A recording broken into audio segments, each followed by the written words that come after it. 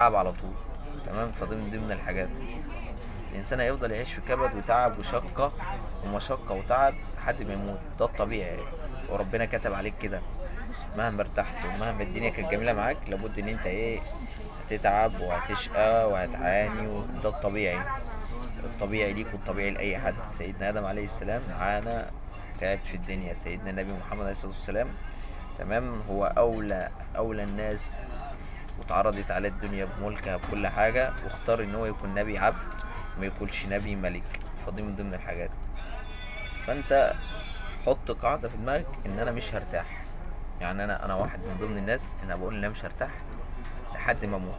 هفضل اشتغل واتعب. خد الالم ليك محفز كراحة، اعكسها.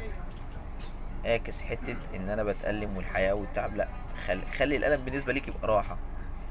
اتعب واجتهد واشقى ولف ودور واشتغل.